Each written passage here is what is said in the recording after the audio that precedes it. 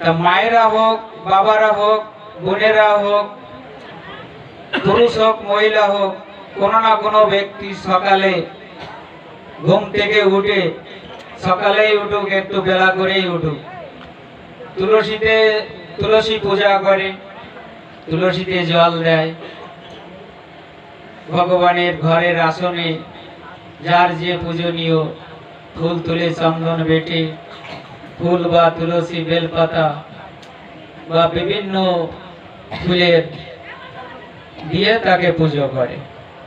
আর মন্ত্র এরকম, মন্ত্র সহিত পূজা করে। সামাজিক মানুষ যারা পূজা করে তাদেরকে বলছে তমগুণে সাধু। সেও সাধু, সেও তো পূজা করছে। তমগুণে শরীর, তমগুণে আহার, তমগুণে পূজা করে গুণ অর্জন করে, তারাও বৈষ্ণব, তমগুণে বৈষ্ণব। এবারে দ্বিতীয়ত যারা মন্ত্র গ্রহণ করেছে সদ্গুরুদেবের কাছ থেকে, সদাচারী, তারাও তুলসীতে জল দেয়, মন্ত্র বলে, চন্দন বাটে, ঘি, মধু, কর্পূর, যার যার সামর্থ্য অনুযায়ী সেটা মিলাই মন্ত্রগীত করে পূজা করে। তাহলে দীক্ষা নিয়ে সদাচারী হয়েও সেই পূজাই করে।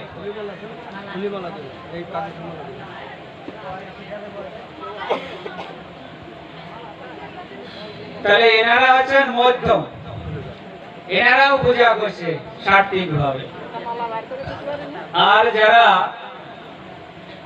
ভগবানের তপস্যা করে সিদ্ধি লাভ করেছে, যাদের এই শরীরটা পূজনীয় হয় ভগবানের মতন করে সদ্গুরুদেব, তিনিও কিন্তু এই পূজা করে আবার অপারকে শিখায়। সেও কিন্তু কথা বলে, আহার করে, ঘুমায়, বিশ্রাম করে, পায়খানা প্রস্রাব করে, ওষুধ খায়, কিন্তু তার বেলাটাই কি না, তিনি মুক্ত। যা করেন সেই কর্মের দ্বারাই বন্ধন হয় না, এইটা আছে পার্থক্য। এই জন্য গুরুদেবরা শিষ্য বাড়ি এসে বেশি দিন থাকেন না। এক দুদিন থাকার পর মনে করে কি ও যা আমুতায়, ও যে পায়খানা করছে, পায়খানা করে এসে ওষুধ খাচ্ছে, কি ঘুমাচ্ছে, বিশ্রাম করছে, তাহলে বোধ হয় আমাদেরই মতন তো করছে। আমরাও পূজা করি, খাই দাই, ঘুমাই, কষ্ট হয়ে গেলে বলে দে একটু বিশ্রাম করি। কিন্তু ফারাকটা কোথায় না, গুণের তারতম্য। ওদিকে সামাজিক মানুষ বলে এসেছি, তারাও পূজা করে, যারা মন্ত্র নেয়নি, নিয়েছে, সদাচারীর কাছ থেকে না নিয়েও কেউ তমগুণের গুরুদেব ধরে নেয়, তারাও পূজা করে। তমগুণের শরীর, তমগুণের সেবা। কিন্তু শাস্ত্রে এই নয় যে যে কোনো গুণের হোক সে পূজা করতে পারবে না। কিন্তু ওই করতে করতে ওই ক্রিয়া যদি এই মধ্যম যায় তাহলে সুকৃতি পায়, আর উত্তম যদি মধ্যমে যায় বা উত্তম ও কনিষ্ঠ যায়, সেই জন্য তখন থেকে তার সুকৃতি উপার্জিত হতে হতে আসে শ্রেণী ভাবে। আর এই চৈতন্য মহাপ্রভুর কলিযুগের ধর্মের চরাচরে বৈরাগ্যকে প্রধান বলছে। এই বৈরাগ্য ত্যাগ কখন হয় না, ভগবানের বড় কৃপা বা বৈষ্ণবের বড় কৃপা, যার হৃদয়ে, যার মস্তকে কৃপা পড়ে, সেই বড় ভাগ্যবান হলে সেই হয় বৈরাগ্য। এই শ্রেণী ভাগের ত্যাগের কথা বলা হচ্ছে। চৈতন্য মহাপ্রভু কলির যুগে অদ্বৈতের ওঙ্কারে গোলক থেকে এসে এই জগতে ত্যাগের বৈরাগ্যের কথা বেশি শাস্ত্রে উল্লেখ আছে। চৈতন্য চরিতামৃত পড়ো, চৈতন্য ভাগবত পড়ো। এই যে ত্যাগের বৈরাগ্যের প্রকাশটা যার ভিতরে এসেছে, কলিযুগে চৈতন্য মহাপ্রভুর আদর্শে সব ত্যাগ করেছে। এই মহৎ কৃপা যার হয়েছে, মহৎ মানে ভগবানের আর গুরুদেবের বড় কৃপা হয়েছে। সে দেখো কেউ ঘরে নেই, লোকনাথ, এরপরে তোমার নরোত্তম, এরপরে তোমার আগামী দিন যার তোমার সেই চিরাদুদির উৎসবের সেই রঘুনাথ, সর গোস্বামী, তারপরে ধরো আমাদের এই তিন কড়ি বাবার, তাই না, মুরারি বাবার গুরুদেব তিন কড়ি বাবা, ওনারও দুটো স্ত্রী ছিল। যখন মহৎ কৃপা হলো ছেড়ে দিয়েছিলেন। যখন ইসকনের বহুপাদের কৃপা হলো, বহু ছেলে মেয়ে এখনো কলকাতা টালিগঞ্জে ভরি ভরি আছে, ছেড়ে দিয়ে চলে গেল। যখন গৌড়িয়া মঠের আচার্য ভক্তি সিদ্ধান্ত সরস্বতী ঠাকুর ছিল প্রভুপাদের, যখন ভগবানের কৃপা হলো, তখন ভিননগরে আজকেও 30 বিঘা প্রাচীর দেওয়া, দুটো মেন গেট, 12টা 13টা 14টা মন্দির থুই, ওই গোদরমে ওখানে যে ভজন করলেন দুটো বউ থুই।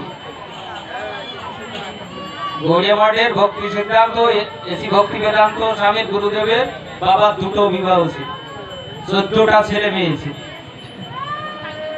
তাই এই মহৎ কৃপা যার পরে বর্ষিত হয়, তারা এই ঘর ছেড়ে ব্রহ্মচারী হোক, গৃহস্থ জীবনে হোক, বানপ্রস্থে হোক, আর সন্ন্যাস, সে এই ঘরের চালে মাথা দিয়ে থাকতে পারে না। সেখানে কি থাকে? আদি দৈবিক, আদি আধ্যাত্মিক, আদি ভৌতিক। দেখবেন কোন মায়ের ঘাড়ে যদি ভূত লাগে, উনানে আগুন থাকলে হলদি ছিটাই দিবেন, দেখবেন ভূত ছটফট করে। আর যদি নিম ভূতের পাতা বাঁশতলায় থাকে, ওই পাতা যদি কেউ মুঠ করে এনে তার একটু গায়ের দূরে থাকেন, দেখবেন ভূত ছটফট ছটফট করে। এই মহৎ বড় কৃপা যার যার হয়েছে, বৈরাগ্য, তারা এই সংসারের যে ছোট সুখ, এইটা নিয়ে তারা বরাবর থাকতে পারে না। তারা মা বাবার খেতে দেওয়ার ভয়তে ত্যাগী হয়ে ইসকনে যায় না, গৌড়ীয় মঠে যায় না, বা বাবাজিদের মঠে যায় না। যায় কেন? শাস্ত্রে বলছে যে ভাগ্যবান জীব গুরু কৃষ্ণের প্রসাদে পায় ভক্তিলতা বীজ। এই ভাগ্যবান যে, সেই এই রকম কাজ করতে পারে যে মা বাবার খেতে দেয় না, যেরকম আমি দেয়নি। আমার তখন 3 বছরের ভাই ছিল, বাবা তখন দেওরের ছিল, ফেলে রেখে চলে গিয়েছিলাম পাটবাড়ি হয়ে, বনগা হরিদাসপুর হয়ে, মায়াপুর হয়ে, কলকাতায় আলবার্ট রোড, মিন্টু পার্ক হয়ে, 1 চক্করা হয়ে, বৃন্দাবনে ইসকন কৃষ্ণ বলরাম হয়ে, রাধাকুণ্ডে, সেই আজকে যায় আগামী দিন যার দণ্ড মহোৎসব, রঘুনাথের সমাধিতে আমি কীর্তন করতাম 300 টাকায়। আর একটা গ্যাস কিনেছিলাম লন্ডন নন্দলাল পণ্ডিতের ঘরে, আমি রান্না করে খেতাম, আর ওখানে 300 টাকায় কীর্তন করতাম। রঘুনাথ দাস গোস্বামীর একদম কুণ্ডের উপরে উত্তর পাশে, যেখানে রঘুনাথ হরিনাম করছিল, বাগে জল খাচ্ছিল, রোদের কষ্ট পাচ্ছিল, রাধারানী আসল ধরেছিল, ওর উপরেই আমি ওই রঘুনাথ, আগামী দিনে যে রঘুনাথের মহোৎসব, দণ্ড মহোৎসব পানিহাটিতে, ওনার সমাধিতে আমি কীর্তন করেছিলাম প্রথম বৃন্দাবনে, যে 300 টাকা করে বেতন। আর ওই কেউ দিল্লির থেকে আসতো সেট লোক, তারা ওই কীর্তন শ্রবণ করে কিছু টাকা দিয়ে যেত, তাতে আমার সবজি চাল ডাল কিনা হয়ে যেত, গ্যাসও ভরা হয়ে যেত। 5 বছর আমি ওখানে কীর্তন করেছি। তারপরে 3 কড়ি বাবার মন্দিরে নিজের হাতের মানসী গঙ্গা, এই মুরারি বাবার গুরুদেব, ওখানে আমি 10 বছর রান্না করি। 3 কড়ি বাবার সেবিত বিগ্রহ, ওইটা পূজা করে আমি এই মুরারি বাবাকে প্রসাদ দিয়েছি এবং ওখানে সেবা করেছি। এই রকম আমাদের এই স্বীকৃতি আসবে কি করে? শাস্ত্রে বলছে এই যে নাম যজ্ঞটা হচ্ছে, এতে কেউ যদি সহায়তা করবে, এই সহায়তার ইস্যু থেকে আমাদের আশীর্বাদ, ভক্তি, কৃপা লাভ। অনেকে বলে, আমাকে সেদিনকে এক জায়গায় বলছে যে ভক্তি কি করে আসে? আরে ভক্তি থাকে গুরুদেব, ভগবান, দেবতাদের কাছে, পিতা মাতার কাছে, তাদের সেবা করলেই ভক্তি উপার্জন হয়। এই নাম যজ্ঞ কেউ যদি রন্ধন করে, কেউ কাঠ এনে দেয়, কেউ জল এনে দেয়, অতিথিদের জল দেয়, বা নাম কীর্তন করে, বা যে কোনো সহায়তা করে, সেই সহায়তা থেকে ভক্তি উপার্জিত হয়। ভক্তি হাটে হাটে বাজারে বিক্রি হয় না, এটা থাকে ভগবান, দেবতাদের কাছে, বৈষ্ণবদের কাছে। তাদের শরণাপন্ন হয়ে, ছোট হয়ে তাদের কাছে সেবা করে কেড়ে নিতে হয়। ভক্তি থাকে বৈষ্ণব ভগবানের কাছে, দেবতাদের কাছে গোপীরা কি করে ভগবানকে লাভ করেছিল? ওই দুর্গা দেবীকে সন্তুষ্ট করে কাপ্তায়নী ব্রত বা তোমার নিয়ম সেবাতে সন্তুষ্ট করে স্বামী রূপে, বন্ধু রূপে, সখা রূপে পেয়েছিল।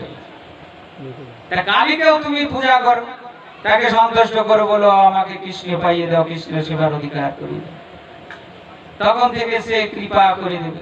ছেলে ছেলে ছেলে দেবে, রোগ শোক চাইলে দেবে, চাকরি দেবে, সবকিছু দিতে পারবে। কিন্তু যে যেটা ভগবানের কাছে চাইবে সে সেটাই পাবে।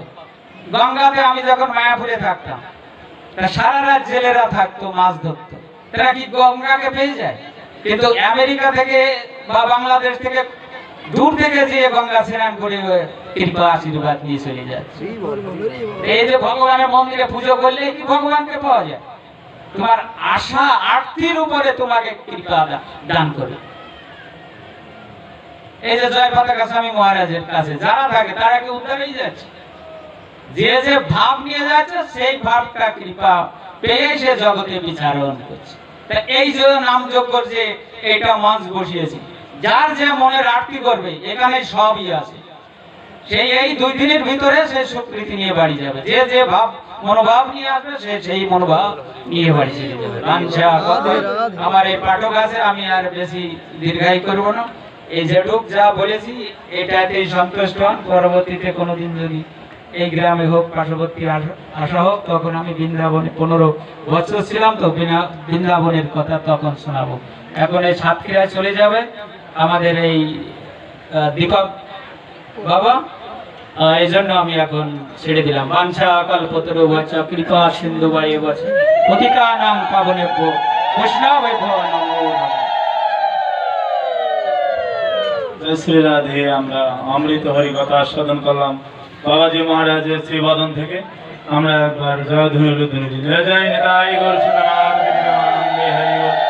এবার আমাদের ভিতরে শাসন অনুগ্রহিত করে অমৃত ভাগবত কথা আস্বাদন করাবেন সুদূর সাতক্ষীরা থেকে আগত প্রদীপ কৃষ্ণ দাস।